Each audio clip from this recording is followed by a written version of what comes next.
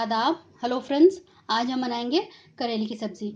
ऐसे तो बहुत ही कड़वी होती है सब्ज़ी और ज़्यादातर घरों में इसको बनाया नहीं जाता है या बच्चे पसंद नहीं करते हैं। बड़े बूढ़े लोगों को तो पसंद आता है, हल्का फुल्का कड़वा भी होता है तब भी वो लोग खा लेते हैं क्योंकि इसके हेल्थ बेनिफिट्स बहुत हैं। लेकिन बच्चों को ये पसंद नहीं आती है। लेकिन आज हम इसको इस तरह से बनाएंगे कि इसकी कड़वाहट बिल्कुल भी कम हो जाएगी और बहुत अच्छी बनेगी और बहुत चटपटी तैयार होगी। और फिर बच्चे भी इसको खाना पसंद करेंगे, उनको भी लगेगा कि हाँ, ये भी कोई एक सब्ज़ी है। जो थोड़ा बहुत कड़वाहट है वो तो रहती ही है, बिल्कुल तो ख़त्म नहीं होती है, लेकिन उतनी भी कड़वाहट के साथ हम इसको खा सकते हैं रोटी, पराठा, पूरी, दाल, चावल किसी के साथ भी। जो इसकी हेल्थ बेनिफिट्स है हमें उस पर ज़्यादा ध्यान देते हुए अगर हम खाएंगे तो हमको ये सब्ज़ी बहुत अच्छी लगने लगेगी और हमारी फेवरेट हो जाएगी। बच्चे जब इसको खाएंगे तो उनको लगेगा हाँ, ये भी एक ग्रीन वेजिटेबल में से है, इसको भी खाया जा सकता है।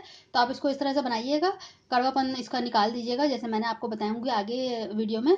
तो चलिए मैं आपको दिखा दूँ कि मैंने इसका कड़वापन कैसे निकाला है और मैंने क्या क्या इंग्रेडिएंट्स डाले हैं।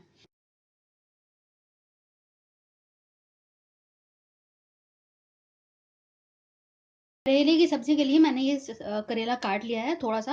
इस तरह से पतले पतले आप स्ट्रिप्स में काट लीजिएगा। इसके छिलका नहीं हटाना है, इसका बीज नहीं हटाना है।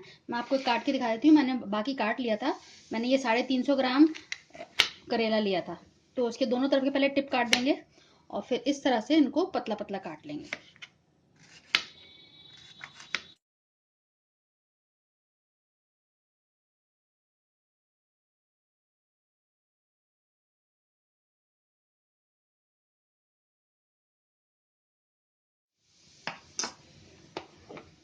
तो मैंने ये बोल ले लिया है, मैं सारा इसमें डाल देती हूँ। इसकी कड़वाहट निकालने के लिए इसका हम ट्रीटमेंट करेंगे। तो इसका ट्रीटमेंट क्या होगा, इसमें हम नमक डालेंगे।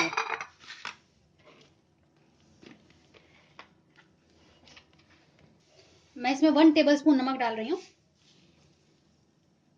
और इसको मिक्स कर देंगे। चम्मच से इसको मिक्स कर देंगे, पूरे में कोट हो जाएगा नमक। और आधे घंटे के लिए इसको छोड़ देंगे, तब मैं आपको दिखाती हूँ कि इसका क्या हाल है।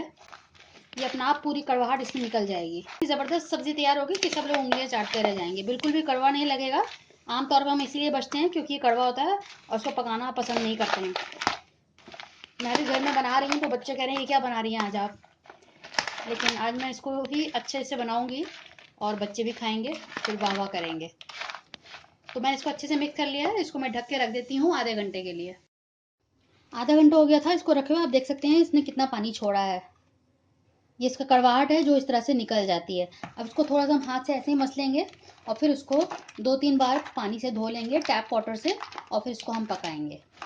तो फिर मैं आपको दिखाती हूँ, इस तरह से थोड़ा सा आप रगड़ लीजिएगा। और देखिए कितना भरा हुआ था, ये थोड़ा सा इसमें नमक में रखने से थोड़ा गल भी जाता है। तो उसको हमें ज़्यादा टाइम ही नहीं लगेगा पकाने में। तो अब मैं आपको दिखाती हूँ कि बाकी इंग्रेडिएंट्स कहाँ हैं। इसको पहले मैं धो लेती हूँ और मैं बाकी पहले आपको इंग्रेडिएंट्स दिखा देती हूँ। मैंने एक बड़ी प्याज को चॉप कर लिया है, नींबू है, थोड़ी सी हल्दी है, 1/2 टीस्पून, 1.5 टीस्पून लाल मिर्च है, कश्मीरी लाल मिर्च लिया है मैंने। ये थोड़ा सा गरम मसाला है 1/2 टीस्पून और ये थोड़ा सा गुड़ है 1 टेबल स्पून के आसपास। ये गुड़ है, ये बिल्कुल ऑप्शनल है, आप चाहें तो डालें, लेकिन इससे ये है कि जायका अच्छा आएगा और जो हल्की बहुत जो कड़वाहट है गुड़ से और नींबू से वो खत्म हो जाएगी। तो इसको हम स्टार्ट कर डाल दिया है पैन में और ये गर्म भी हो गया है। सबसे पहले मैं इसमें प्याज डाल देती हूँ। बस 1 मिनट इसको चलाएंगे और इसमें फिर मैं करेला डालूंगी। इसको ज़्यादा हमें गलाना नहीं है, ये करेले के साथ ही गलेगा। करेले को हम कीमे के साथ ही पकाते हैं, कीमे के साथ भी बहुत अच्छा लगता है, चाहे वो मटन का के साथ बना ले या चिकन का कीमे के साथ बना ले, बहुत ही टेस्टी बनता है। अगर आप कहेंगे तो मैं उसका भी वीडियो बना के डालूंगी, नीचे कमेंट बॉक्स में ज़रूर लिखिएगा। अब मैं इसमें करेला डाल देती हूँ।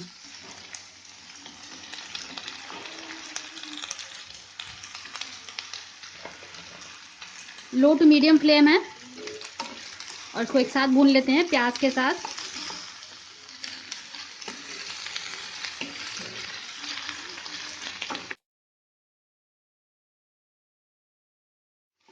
अब इसको मैं लो फ्लेम कर देती हूँ और थोड़ा उसको गलने देते हैं, मसाले हम बाद में डालेंगे। लो फ्लेम कर देती हूँ और मैं ढक देती हूँ उसको। 5 मिनट हो गए, इसको देख लेते हैं।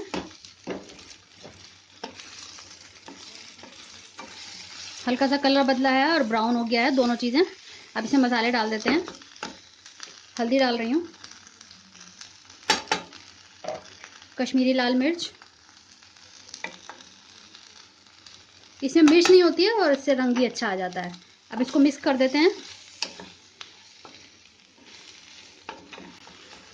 इसमें नमक नहीं डालेंगे क्योंकि हमने शुरू में ही नमक में इसको रखा था, तो उससे काफ़ी नमक हो गया होगा इसमें। चेक कर लेंगे, बाद में अगर ज़रूरत पड़ेगी चखने के बाद तो ऐड करेंगे, अदरवाइज़ में ज़रूरत नहीं पड़ेगी। हल्का सा पानी डाल देते हैं क्योंकि थोड़ा सा इसको और गलाना है।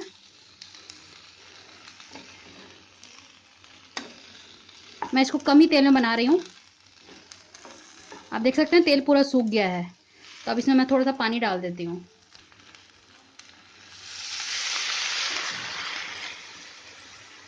तीन चार चम्मच मैंने पानी डाला है, लगभग 1/4 कप डाला होगा। अब इसको फिर दोबारा से मैं स्लो फ्लेम पे ढक के रख देती हूँ, थोड़ा सा इसको गला लेते हैं। 5-7 मिनट मैंने इसको गलने के लिए छोड़ दिया था पानी डाल के लो फ्लेम पे।